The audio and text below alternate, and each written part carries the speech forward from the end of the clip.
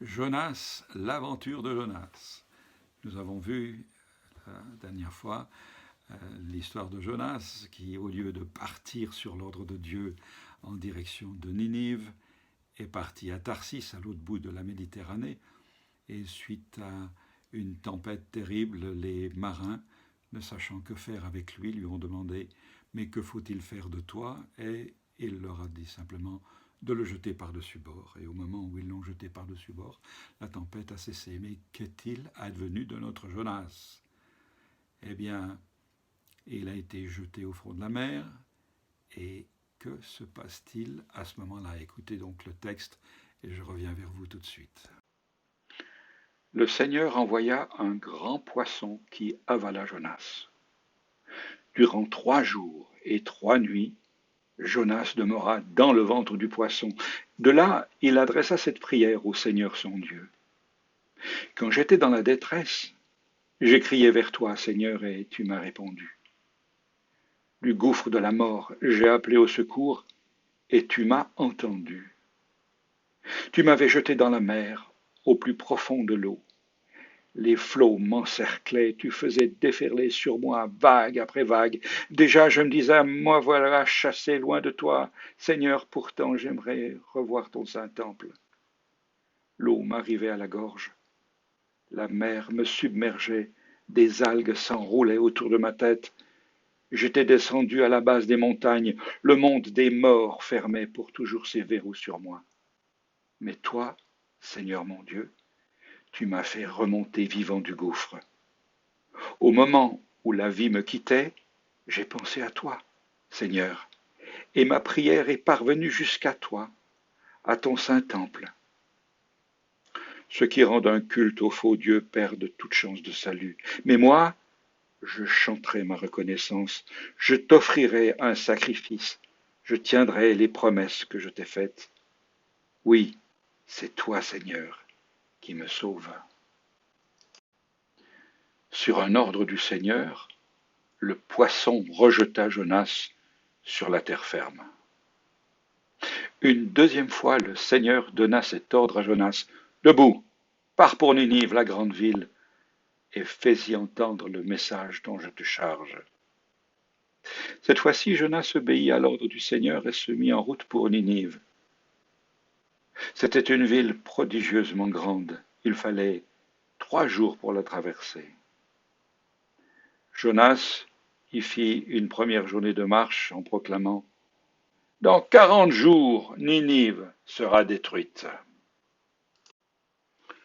Voilà donc notre prophète Jonas jeté à la mer. Oui, c'est sur sa demande que les marins, ayant beaucoup hésité, décident de le balancer par-dessus bord. Et le voilà dans l'eau. Il est en train de couler. Il glisse au fond de l'eau.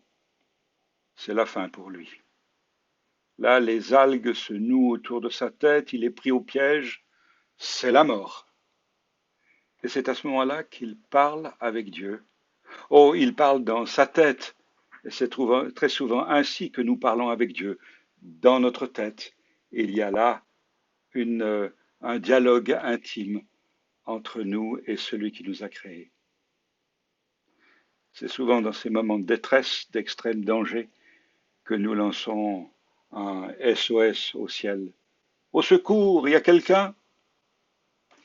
Et Jonas connaît Dieu. Il sait que rien n'est impossible à son Dieu. Dieu va certainement intervenir en sa faveur. Il ne sait pas comment, mais il lui fait confiance.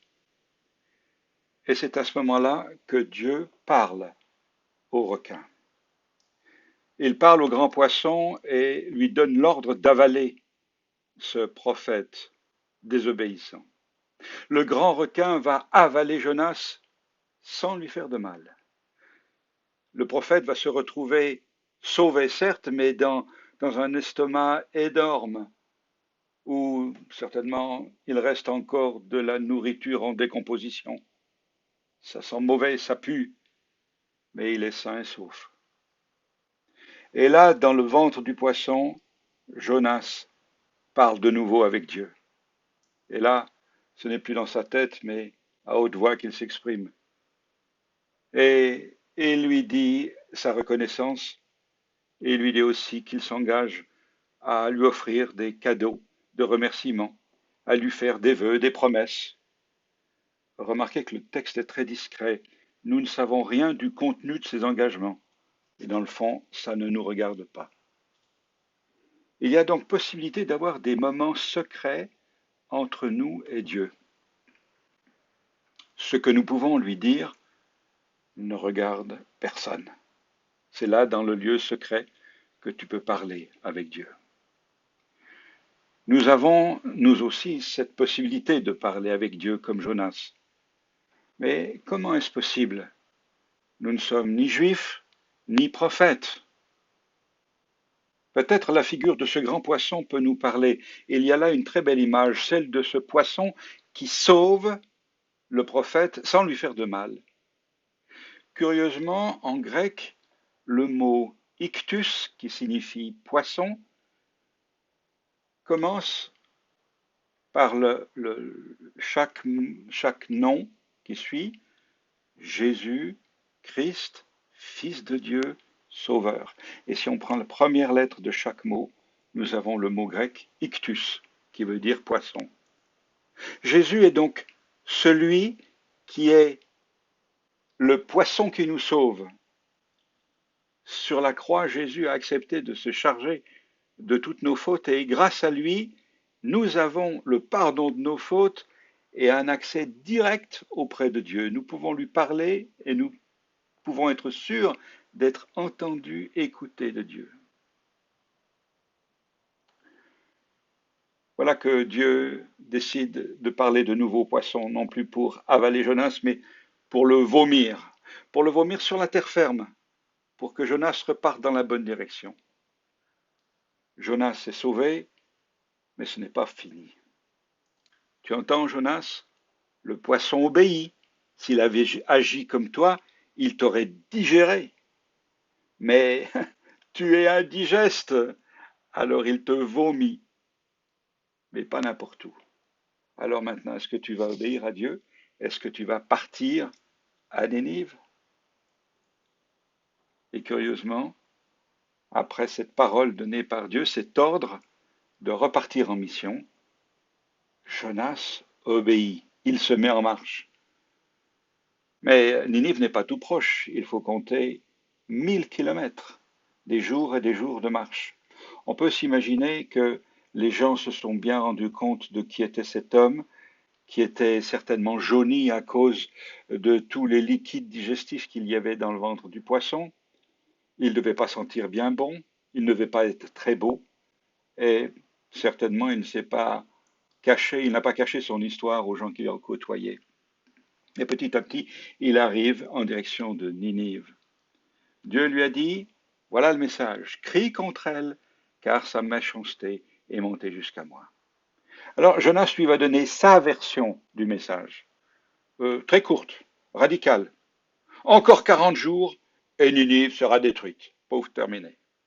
Il évite bien de leur dire qu'ils peuvent changer d'attitude et que Dieu pourrait leur faire grâce et leur pardonner. Surtout pas, surtout pas. Simplement, encore 40 jours et Ninive sera détruite. Pourquoi 40 jours? Les 40 jours représentent les 40 années du peuple d'Israël passé dans le désert. 40 années après la désobéissance pour se remettre en relation avec Dieu, pour revenir vers Dieu. Nous avons aussi les 40 jours de Jésus dans le désert qui se prépare à rentrer dans sa mission pour que les hommes puissent être réconciliés avec son Père. Selon l'archéologie, Ninive n'avait qu'un diamètre de 2,5 km, à peu près 8 km de circonférence. Mais le texte parle de 3 jours de marche. Il peut s'agir d'un zigzagage dans la ville pendant 3 jours. Peut-être s'agit-il simplement d'une manière sémite de parler comme les 3 jours et 3 nuits de Jonas dans le poisson ou de Jésus dans le tombeau. Mais voilà que Jonas ne fait qu'une seule journée de marche et s'arrête. Et nous verrons bientôt la réaction des Ninivites au message peu charitable de Jonas. Mais que pouvons-nous tirer comme leçon de cette histoire de Jonas? Je crois que tout d'abord, nous pouvons souligner haut et le dire haut et fort, Dieu n'abandonne pas la partie avec nous jusqu'à ce que nous ayons compris. Dans n'importe quelle situation, Dieu est toujours à l'écoute de ce que nous voulons lui dire. Nous pouvons lui parler, dans notre tête, dans un tête-à-tête secret ou à haute voix. Nous pouvons même lui écrire. Et puis rappelons-nous que rien, absolument rien n'est impossible à Dieu. Il est capable de transformer le mal en bien. Et puis, dernière petite leçon, si Dieu nous parle, nous ferions bien de lui obéir. Non pas comme Jonas qui s'est enfui, mais comme Jonas qui est revenu sur sa décision et qui est reparti dans la bonne direction. Merci d'avoir écouté mon message. Si vous voulez recevoir d'autres messages, il vous suffit simplement de vous abonner à ma chaîne et vous recevrez alors un avertissement vous disant qu'il y a un nouveau message. Voilà, alors au plaisir de vous retrouver et je vous souhaite que du bon.